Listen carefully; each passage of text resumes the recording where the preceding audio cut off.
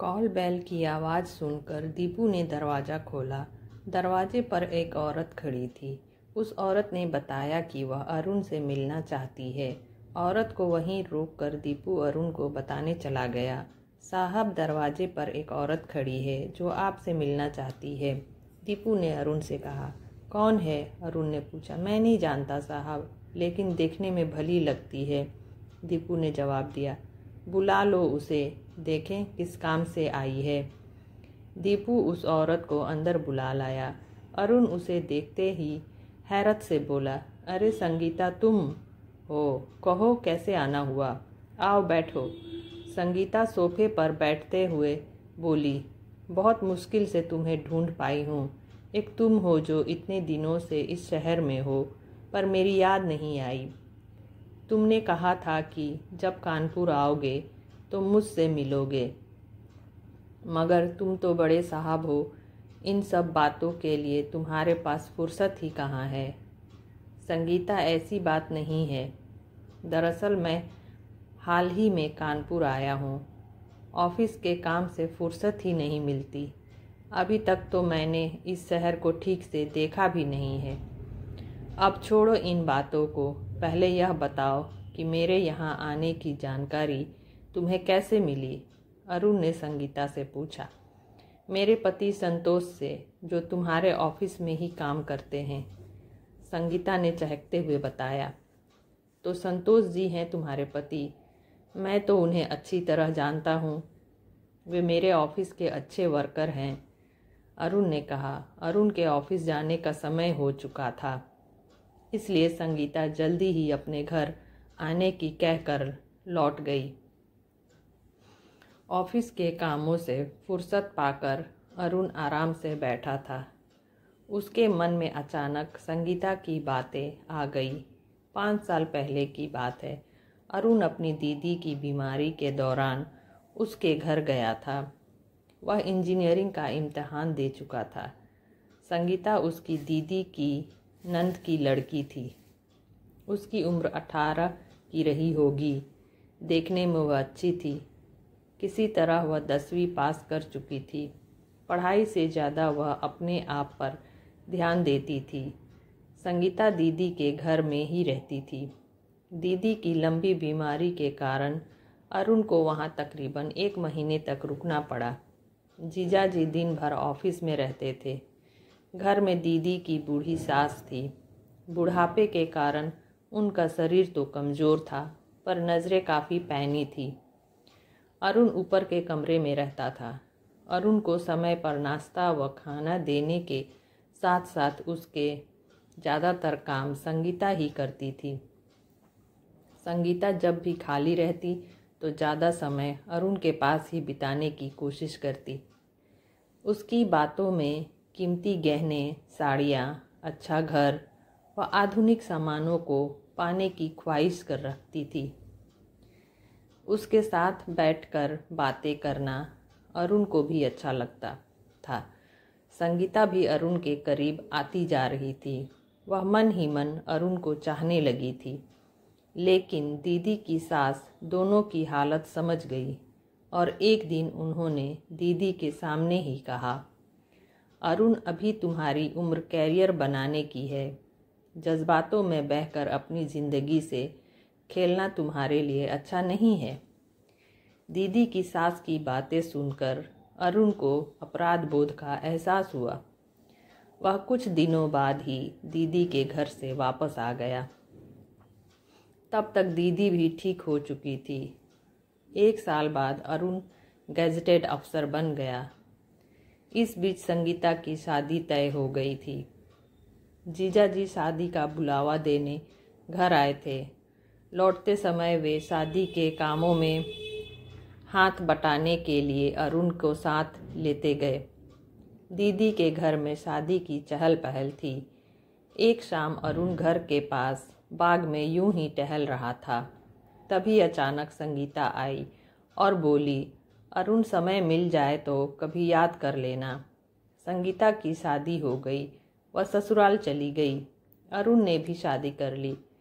आज संगीता अरुण के घर आई तो अरुण ने भी कभी संगीता के घर जाने का इरादा कर लिया, पर ऑफिस के कामों में बिजी रहने के कारण वह चाहकर भी संगीता के घर नहीं जा सका।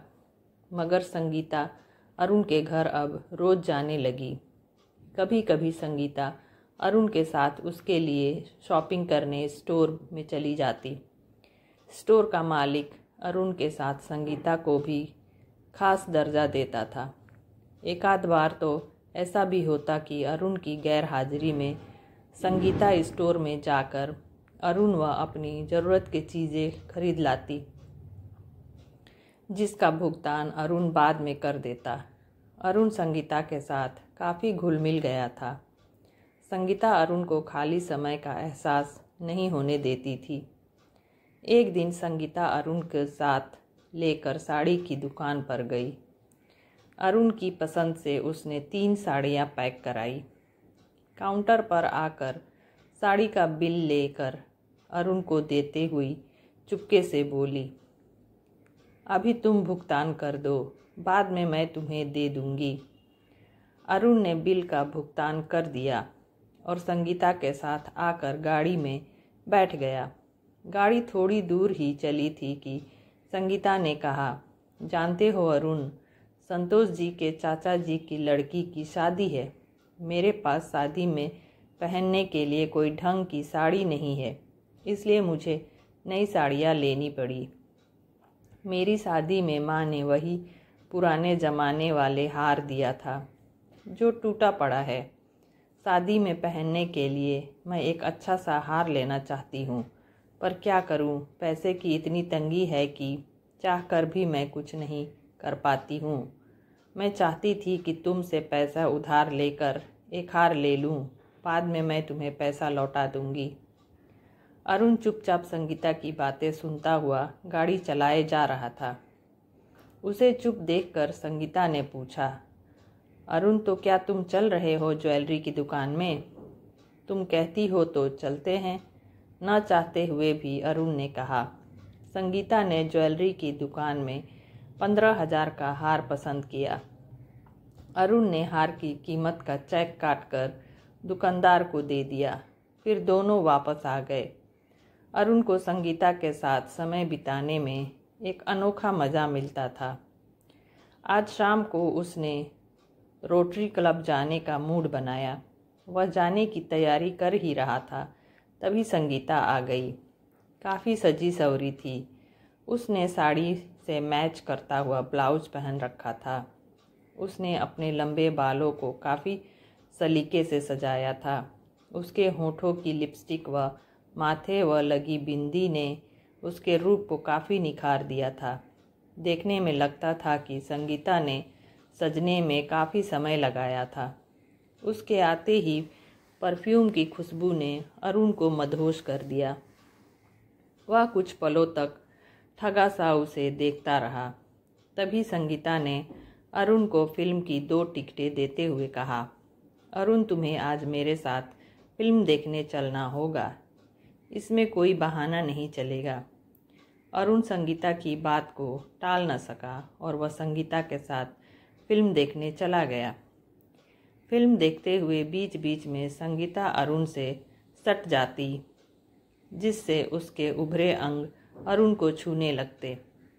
फिल्म खत्म होने के बाद संगीता ने होटल में चलकर खाने का इच्छा जाहिर की। अरुण मान गया।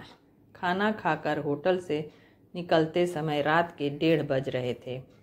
अरुण ने संगीता को उसके घर छोड़ने की बात कही तो संगीता ने उसे बताया कि चाची की लड़की की तिलक आया है, उसमें संतोष भी गए हैं। वह घर में अकेली ही रहेगी। रात काफ़ी हो चुकी है, इतनी रात को गाड़ी से घर जाना ठीक नहीं है। आज रात वह उसके घर पर ही रहेगी। अरुण संगीता को साथ लिए अपने घर आ गया। वह उसके लिए अपना बेडरूम खाली कर खुद ड्राइंग रूम में सोने चला गया। वह काफ़ी थका हुआ था, इसलिए दीवान पर लुढ़कते ही उसे गहरी नींद आ गई। रात गहरी हो चुकी थी। अचानक अरुण को अपने ऊपर बोझ का एहसास हुआ। उसकी नाक में परफ्यूम की खुशबू भर गई। वह हड़बड़ाकर उठ बैठा।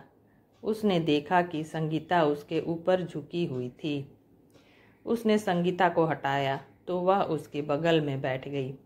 अरुण ने देखा कि संगीता की आंखों में अजीब सी प्यास थी। मामला समझकर अरुण दीवान से उठकर खड़ा हो गया। बेचैनी की हालत में संगीता अपनी दोनों बाहें फैलाकर बोली, सालों बाद मैंने यह मौका पाया है अरुण, मुझे निराश न करो।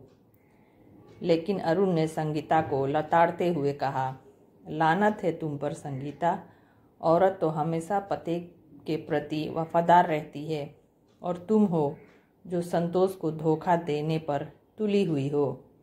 तुमने कैसे समझ लिया कि मेरा चरित्र तिनके का बना है जो हवा के झोंके से उड़ जाएगा। तुम्हें पता होना चाहिए कि मेरा शरीर मेरी बीवी की अमानत है, इस पर केवल उसी का हक बनता है। मैं इसे तुम्हें देकर उसके साथ धोखा नहीं करूँगा। संगीता, होश में आओ। सुनो, औरत जब एक बार गिरती है तो उसकी बर्बादी तय हो जाती है। अपनी बात कहते हुए अरुण ने संगीता को अपने कमरे से बाहर करके दरवाज़ा बंद कर लिया।